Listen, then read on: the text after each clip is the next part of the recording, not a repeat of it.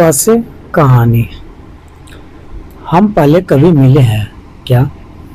सुधा ने बच्चों जैसी शरारती मुस्कुराहट के साथ कहा। शायद। शायद कहाँ? मैंने पूछा। सुधा बोली, हो सकता है कि किसी किताब में मिले हों।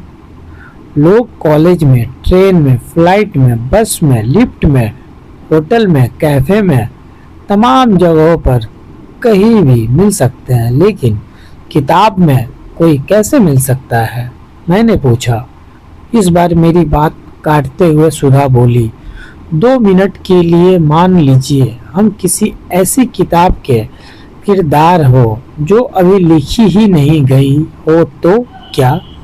ये सुनकर मैंने चाय के कप से एक लंबी चुस्की ली और कहा, हा हा हा, मजाक अच्छा कर लेती हो आप। बस बेटा शादी कर ले। चंदर के मोबाइल पर पापा का नंबर से एक एसएमएस आया जिसमें एक मोबाइल नंबर लिखा हुआ था। अभी वो नंबर पढ़ ही रहा था कि इतने में ही उसके पापा के फोन से मम्मी का फोन आया। कॉल में अपना और चंदर का हालचाल लेने और देने के अलावा बस इतना बताया गया कि संडे 12 बजे कॉफी हाउस में एक लड़की से मिलने जाना है। वाह! यह भी बताया गया कि लड़की वहां अकेले आएगी। बहुत खूब। हालांकि लड़की के अकेले आने वाली बात इतनी बार झूठ निकल चुकी है कि चंदर ने ये मानना ही छोड़ दिया है कि कोई लड़की शादी के लिए मिलने अकेले आ सकती है। बात तो सही है। लड़की के साथ उसकी कोई ऐसी क्लास फ्रेंड आई हुई होती है जिसका जन्म केवल और केवल आपकी शादी के लिए, आपका वाइवा कर लेने के लिए होता है। खैर, चंदर मन मारकर कॉफी हाउस टाइम से 15 मिनट पहले ही पहुंच गया। वहां देखा तो एक टेबल पर 1 मिनट देख ले, फिर लड़का और लड़की साथ बैठे हुए थे। उसने घड़ी देखी और सोचा कि 15 मिनट देख ले, फिर 12 बजे फोन कर लेगा। अब जब चंदर अंदर अपना मोबाइल बाहर निकाल कर बार बार उसको अनलॉक और लॉक कर रहा था, उसी दौरान उस कैफे में बैठी लड़की की आवाज तेज होने लगी। चंदर को जो कुछ सुनाई पड़ रहा था वो कुछ ऐसा था, अच्छा, तो शादी के बाद अगर तुम्हें 2 साल के लिए अमेरिका जाना पड़ेगा तो मैं यहाँ अपना करियर छोड़ के तुम्हारे साथ चलूं? तुम सॉफ्टवेयर इंजीनियर्स को क्या लगता है कि अमेरिका जाना कैरियर है? नहीं, तुम लोग समझते क्या हो? तुम लोग को शादी के बाद जब लड़की से केवल बच्चे पलवाने होते हैं तो वर्किंग वुमेन चाहिए ही क्यों? नहीं, बताओ ना। क्या? बल्ला बल्ला बल्ला। चंदर को उस लड़की की बात सुनकर मजा आने लगा। वो कम से कम 20 मिनट नॉन स्टॉप बोली होगी। इस बीच में बंदा बस बोलकर उठकर जा चुका था। इसी बीच चंदर की घड़ी पर नजर गई। 12:15 बज चुके थे।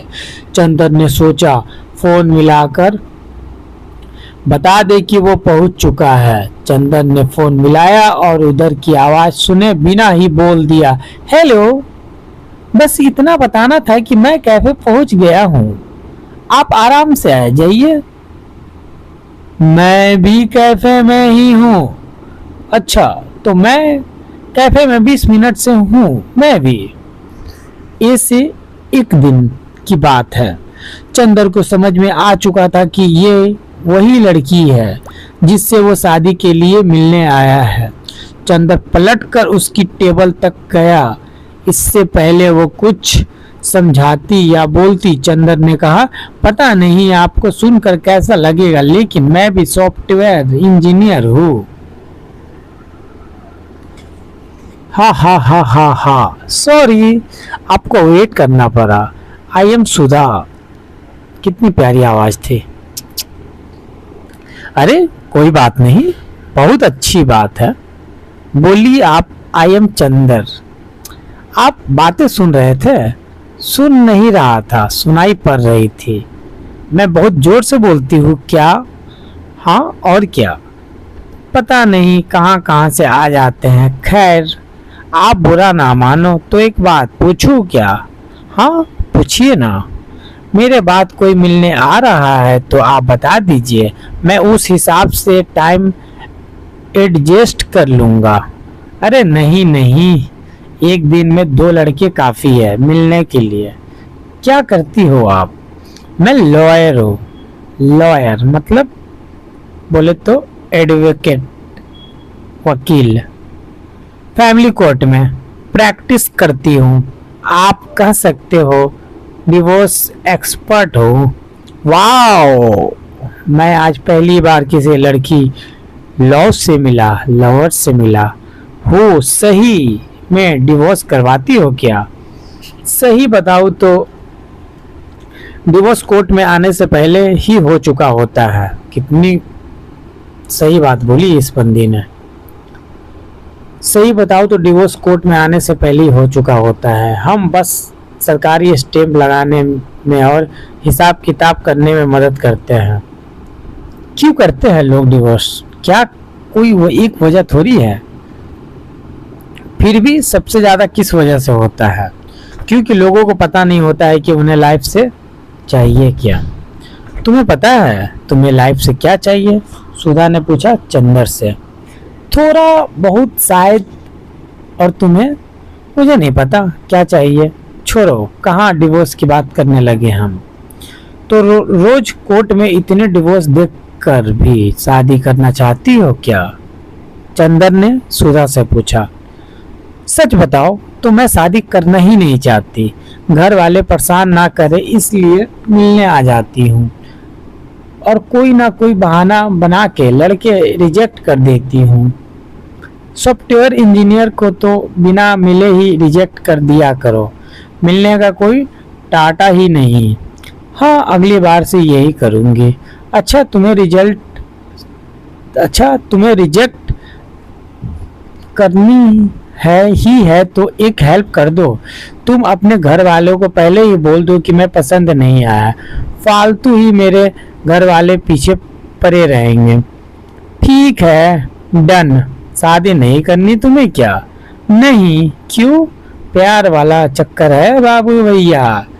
हाँ शायद। नहीं शायद, पता नहीं यार, तुम्हारा क्या था चक्कर? अब नहीं है। मैं शादी वादी में बिलीव नहीं करती।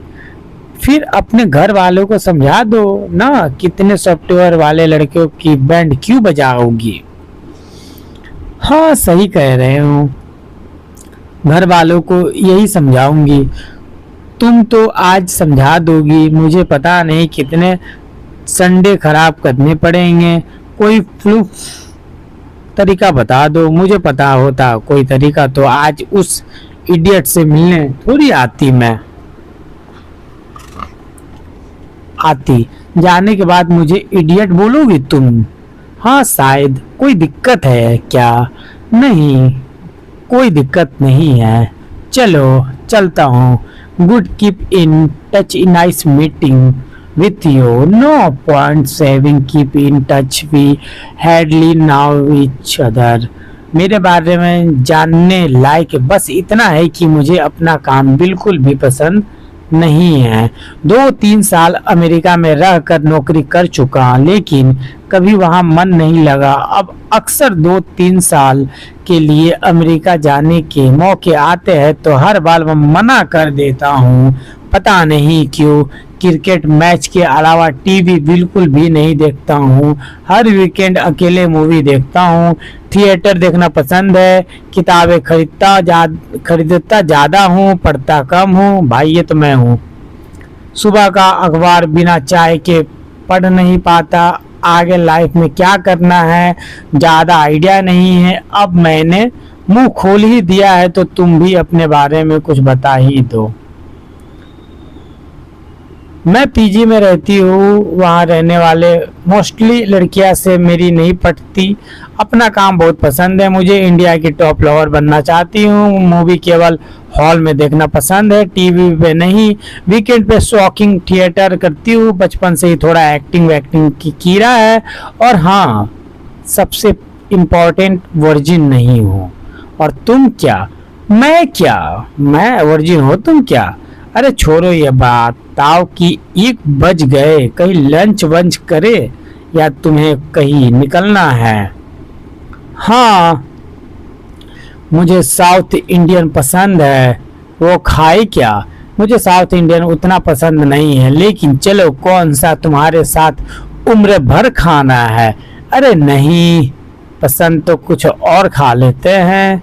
अरे नहीं चलेगा यार, एक दिन ही की तो बात है। ये चंदर और सुधा की पहली मुलाकात थी। पहली हर चीज की बात हमेशा कुछ अलग होती है, क्योंकि पहला ना हो तो दूसरा नहीं होता है, दूसरा ना हो तो तीसरा। इसलिए पहला कदम ही जिंदगी भर रास्ते में मिलने वाली मंजिलें तय करती है। पहली बार के बाद हम बस अपने आप को दोहराते हैं, और हर बार दोहराने से बस वो पहली बार ढूंढते हैं। तो मिलते हैं नेक्स्ट वीडियो में। Tata bye bye.